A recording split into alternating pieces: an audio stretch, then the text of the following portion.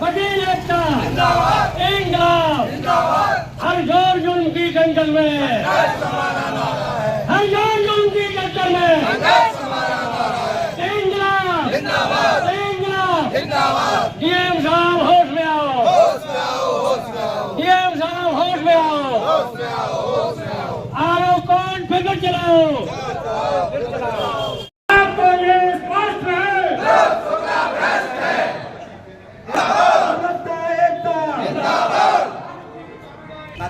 क्या नाम है आपका? शवेन सिंह यादव, एडवोकेट, प्रेसिडेंट जिला बार एसोसिएशन मैनपुरी। आपकी कई दिनों से एक हड़ताल चल रही है, क्या मांग है आपकी? किस बात को लेकर चल रही है? हम लोगों की मांग है कि हाँ, सहायक कलेक्टर प्रथम श्रेणी के रूप में आरओ कोर्ट में संचालित कोर्ट में ध्रुव शुक्ला यहाँ आरओ के पद पर तैनात हैं और इस आरओ कोर्ट में विगत 100 वर्षों से दावा चल रहे हैं, लिए जा रहे हैं और निर्णित हो रहे हैं, परंतु अभी 10-15 दिन से इन्होंने दावा लेना बंद कर दिए हैं और जो दावे प्रस्तुत भी किए गए थे अकारण इन्होंने क्षेत्राधिकार विहीन आदेश पारित करके सभी दावों को निरस्त कर दिया गया है, जिसके संबंध में हम लोगों ने जिलाधिकारी महोदय को ज्ञापन दिया और वार्ता भी की, परंतु कोई संतोषजनक उन्होंने उत्तर नहीं दिया और साथ में ये कह दिया कि आपको जो भी करना है आप करिए, मेरे स्तर से जो भी कार्रवाई है मैं करूँगा। परंतु हम लोगों को संतोषजनक उपचार और समाधान न मिलने के कारण हम लोग विगत 8-9 दिन से संघर्षरत हैं और हड़ताल पर हैं। तो इस संबंध में हम लोगों की ये मांग है कि आरओ कोर्ट पूर्व विभाग विधिवत चलना चाहिए और पूर्व विभाग विधिवत निर्णित होनी चाहिए केसों की। राठा साहब मुझे बताओ, जितने नारे लागू कितने तेज बताना। क्या नाम है आपका? अनिल राठौर, पूर्व अध्यक्ष जिला बार एसोसिएशन मैनपुरी। नारेबाजी करते हुए चल रहे हैं, काफ़ी दिनों से धरना चल रहा, 9 दिन लगभग हो गए हैं, क्या कहना चाहेंगे? हम ये कहना चाहेंगे, ये राजस्व न्यायालय आज का नहीं विगत कई वर्षों से चल रहा है, इसके बावजूद भी ध्रुव शुक्ला जो राजस्व अधिकारी हैं उनके द्वारा डीएम साहब को भ्रमित करके इस कोर्ट को बिल्कुल समाप्त करना चाहते हैं। उस संदर्भ में मुझे ये कहना है कि अभी तक राजस्व न्यायालय मतलब सारे राजस्व न्यायालय टोटल 3025 विचाराधीन है राजस्व परिषद के अंदर जो दर्ज हैं। यहाँ जो भी वाद दायर होते हैं उनका बार कोर्ट इसी कोर्ट से जाता है। इस कोर्ट का सारे अभिलेख राजस्व परिषद में ऑलरेडी फीड है और ये कोर्ट भी फीड है। इसके बावजूद भी 3025 जो न्यायालय राजस्व बात सुन रहे हैं, मैं एसडीएम वगैरह सारे, उसमें ये भी न्यायालय है, इसके बावजूद भी एक षड्यंत्र की तहत वादकारियों को अहित करने के उद्देश्य से जिलाधिकारी महोदय और राजस्व अधिकारी इस न्यायालय की समाप्त करने के कगार पे हैं। उन्होंने एक बहाना दिया कि राजस्व संहिता में के अनुसार हम ये न्यायालय नहीं चला सकते, जबकि राजस्व संहिता में ये क्लियर है कि राजस्व संहिता में ये बात बिल्कुल स्पष्ट है कि ये न्यायालय हटाया नहीं जा सकता, क्योंकि अपर कलेक्टर की हैसियत से ये न्यायालय शुरू से चल रहा है।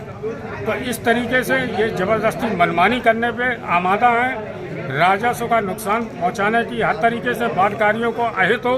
इस कारण ये पता नहीं कि क्या षड्यंत्र इनका चल रहा है कि जिस तरीके से वकीलों को नुकसान पहुंचाया जाए। वकील कोई दबने वाली कौम है नहीं, वकीलों ने ही हमेशा संघर्ष किया है, चाहे राजनीतिक आंदोलन हो, चाहे सामाजिक आंदोलन हो, चाहे देश में भ्रष्टाचार का हो, चाहे आपातकाल के समय में मतलब जो भी कार्य किया है वो वकीलों ने किया। वकीलों से टकराना इन लोगों की बस की बात नहीं है। चाहे जज हो चाहे कोई हो, अच्छे इंदिरा गांधी जैसे जब वकीलों ने दरवाजे से लौटा देते हैं, अधिवक्ता वो शक्ति है जिसे पहचानना नामुमकिन है। सिर्फ जज नहीं, सिर्फ हिंदुस्तानी नहीं, पूरी दुनिया में वकीलों को कोई नहीं झुका पाया। तो यहाँ मैनपुरी जनपद में इनकी औकात क्या है जो वकीलों को झुका के दिखा। क्या मांग करते हैं आप? हम ये मांग करते हैं कि जैसा चल रहा था वैसा चलना चाहिए और न्याय का दुरुपयोग नहीं होना चाहिए। जो व्यवस्था दी गई है उस व्यवस्था के अनुकूल जो कार्य नहीं कर रहे हैं, अपनी मनमानी कर रहे हैं, ये गलत है, बहुत गलत है। इसकी हम घोर निंदा करते हैं, बर्दाश्त न करते हैं। क्या नाम है आपका? दिनेश सिंह यादव। दिनेश जी, 9 दिन हो गए धरना प्रदर्शन होते हुए आपका, तो अन्य तहसीलों में भी है कि यहीं मैनपुरी में ही केवल? तहसीलों में भी है। कहाँ है? गिरोर है, किशनी है, मैनपुरी है और जनपद में तो है ही। तो क्या कहना चाहेंगे इस संबंध में? जब हम यही कह रहे डीएम साहब हमारा कोर्ट वापस कर दें, बस यही हमारी मांग है। तब तक हम लोग धरना प्रदर्शन जारी रखेंगे जब तक आप नहीं करते हैं। 40 मीन्स आज के समय में 38 या 30/2 इसका कोई मेरिट पे डिसीजन नहीं हो रहा है। और बड़ा स्पष्ट मैं जनपद हेडक्वार्टर पे बोल रहा हूँ, बड़ा स्पष्ट जनपद हेडक्वार्टर पे बोल रहा हूँ, विगत 1 वर्ष से पूरे अगर 10 मुकदमे सदर तहसील सदर एसडीओ अपना दिखा दे डिस्पोजल, केवल 10 ही मुकदमे उन्होंने डिस्पोजल किए हो मेरिट पे, तो मैं सब हार सकता हूँ। ये भी एक आंकड़ा निकल के आया है कि शासन को सिर्फ जिला स्तर पे एक गुमराह किया जाता है, एक डेटा जारी कर दिया जाता है, अचानक एक सब मुकदमों का निस्तारण हो गया, एक अदम पैरवी में डेटा है। छुपाने के लिए ये पैरवी के अभाव में इस केस को निरस्त कर देते हैं और ठीक तीसरे दिन रेस्टोरेशन लेने के उपरांत उस केस को पुनः चालू कर देते हैं। संख्याबल वही हो जाता है जो पहले था, केवल शासन को गुमराह करने के लिए गलत आंकड़े भेजते हैं।